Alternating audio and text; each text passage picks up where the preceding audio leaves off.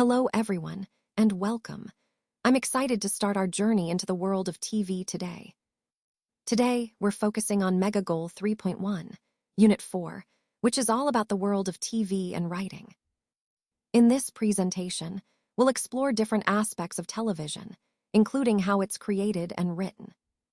So, let's get started and discover the fascinating world behind the screens. Let's take a look at the lesson objectives for today. First, we want to understand how to read the text carefully to find specific information. Then, we'll focus on writing an expository essay about the formula of TV film genres. To help us organize our thoughts, we'll use a diagram to make notes before we start writing. Next, we'll learn how to explain the reasons why someone might dislike a movie. And finally, we'll discuss how to give clear reasons for choosing a particular movie genre. These objectives will guide us through understanding how to analyze and express our ideas about movies and genres effectively. So, when it comes to TV films, there are quite a few different genres to choose from. We have biopics, which are great for telling the real-life stories of inspiring people. Then there's animation, which can be fun and imaginative, appealing to all ages.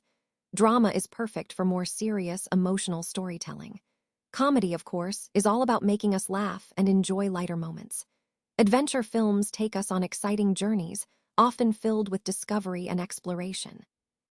And action movies bring adrenaline rushes with fast-paced sequences and thrilling scenes. I'm curious, what kind of TV films do you enjoy watching? Do you prefer the heartfelt stories, the laughs, or perhaps the action-packed adventures? These genres are all part of the diverse world of television films, helping us connect with different emotions and interests.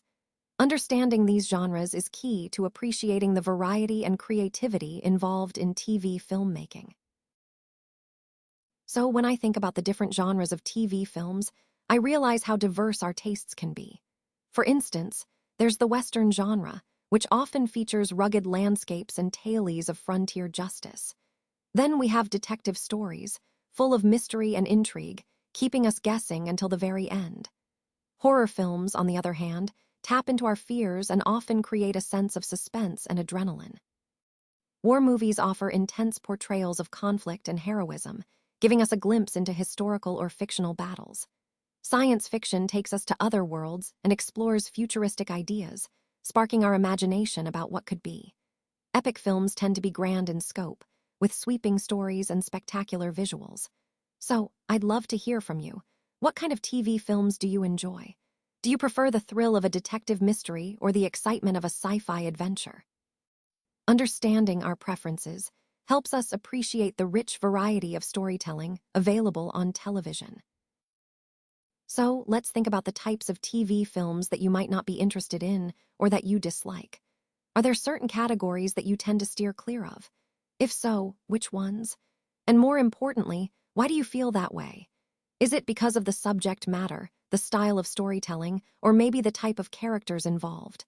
Understanding these preferences can really help us identify what draws us to specific genres and what doesn't.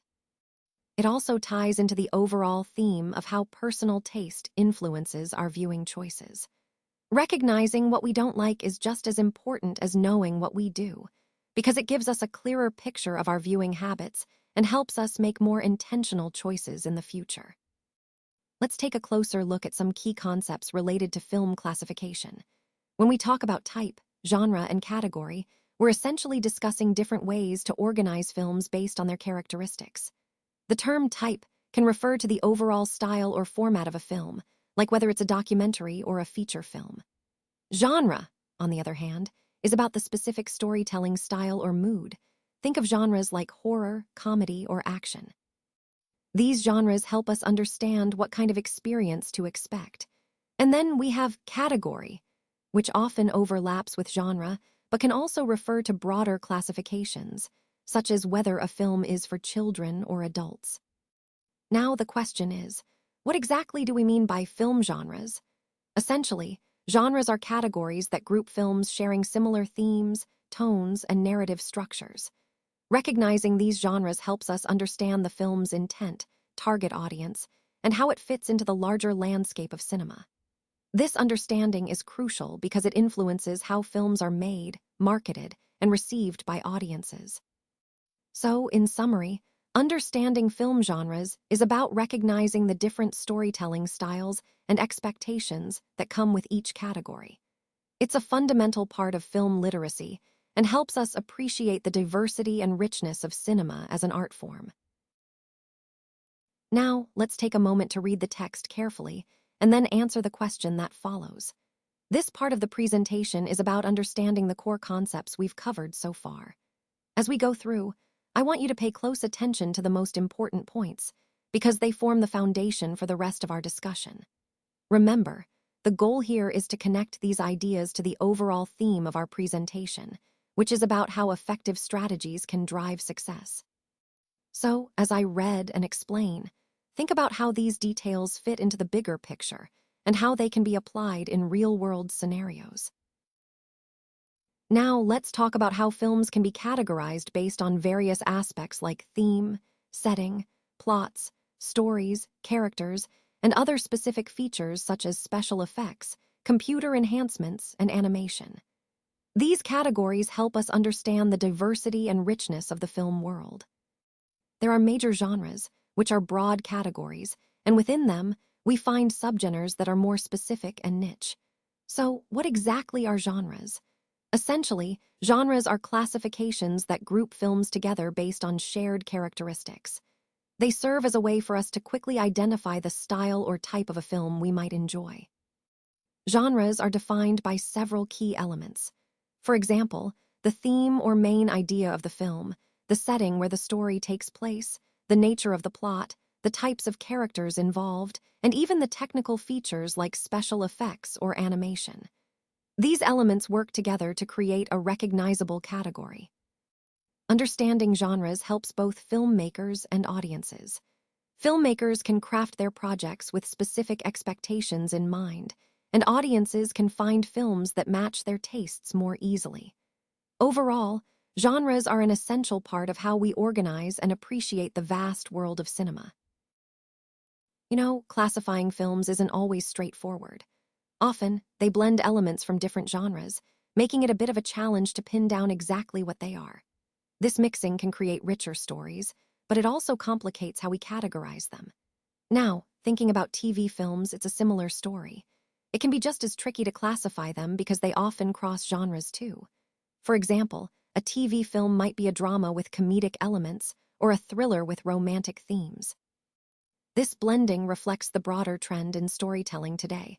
It's all about pushing boundaries and creating more nuanced content. So, when we talk about classifying TV films, we're really exploring how flexible genre boundaries can be. It's important to recognize that this fluidity impacts how audiences perceive and engage with these stories, which ties back to our overall theme of understanding media in a more nuanced way. No, there aren't fixed or permanent categories in film genres. That's because genres tend to evolve over time based on what audiences find appealing. For instance, action films with superhuman heroes were extremely popular over a decade ago, but their popularity has waned now. This shows how dynamic genres are. They shift as tastes change. So the idea of having distinct, unchanging categories doesn't really hold up. Genres are more like living, breathing things. They adapt and transform with cultural trends and audience preferences. This ties back to the overall theme that entertainment is always evolving, and so are the ways we classify and understand different types of films. This slide doesn't contain enough information. That's why we're moving to the next slide. When we look at these themes, serious, real, and a new attitude, we're really emphasizing how families often face genuine challenges that require a fresh perspective. Family life isn't always smooth sailing. It involves complex bonds, occasional feuds, and inevitable losses that test our resilience. These emotional experiences can deeply impact us, affecting our health, social interactions, and even our financial stability. What's important to remember is that these struggles often bring about emotional effects that ripple through the family unit, creating a lot of drama. But at the same time, it's through navigating these tough moments that families can grow stronger and develop a new attitude, one that's more authentic and resilient. This slide highlights that family stories are rarely just simple or light. They're filled with depth, conflict, and emotion. And understanding these dynamics helps us appreciate the real, often raw, nature of family relationships and the importance of facing challenges with a renewed mindset. Blessings are born. This is such a powerful phrase because it reminds us that blessings often come from the most unexpected places or moments. They are not always something we can predict or control, but rather, they emerge from situations that seem ordinary or even challenging at first. When we face difficulties, it's easy to overlook the potential for blessings to grow out of them. This idea ties into our overall theme that growth and positive change often stem from adversity. So, recognizing that blessings are born from life's ups and downs helps us stay open to the opportunities that come with every experience.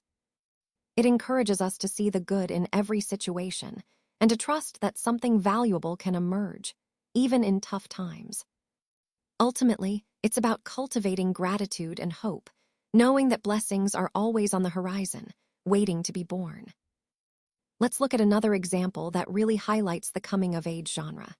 Here, we see a main character who faces a significant test or challenge. This test is often a pivotal moment that helps define their journey. Alongside this, there's typically a role model, someone who guides or teaches the main character, helping them grow and learn. In many stories, especially those focused on young people, the journey toward adulthood is a central theme. These stories reflect real-life experiences and struggles that people go through as they find their place in the world. A great example of this is Simba from The Lion King. Simba has to accept his role as the king of the jungle, which is a major moment of growth for him. It's about stepping into responsibility and embracing one's true destiny. The Lion King is a classic example of a coming-of-age story. It shows how Simba matures and learns important life lessons. Overall, these stories resonate because they mirror our own journeys toward maturity and self-understanding. Now, let's turn our attention to the expository essay. This type of essay is all about explaining or informing the reader about a particular topic. It's important to remember that the goal here is clarity and understanding. When writing an expository essay, you want to present facts, details, and evidence in a straightforward way.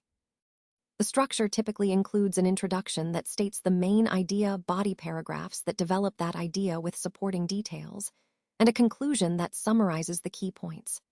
This kind of essay connects directly to the overall theme of effective communication and clear writing, emphasizing how organizing ideas logically helps your audience grasp your message. So, mastering the expository essay is a fundamental step in becoming a stronger, more confident writer. All right, so to effectively write an expository essay, there are a few key steps to keep in mind. First, you want to clearly understand your topic and gather reliable information. This helps ensure your essay is accurate and informative. Next, organize your ideas logically, starting with a strong introduction that hooks your reader and clearly states your main point. Then, develop your body paragraphs with supporting details, facts, and examples that back up your thesis. Remember, coherence is key, so make sure each paragraph flows smoothly to the next. Finally, wrap up with a concise conclusion that reinforces your main ideas and leaves a lasting impression. Throughout the process, keep connecting your points to the overall theme of your presentation, emphasizing how this method helps you communicate complex information clearly and effectively.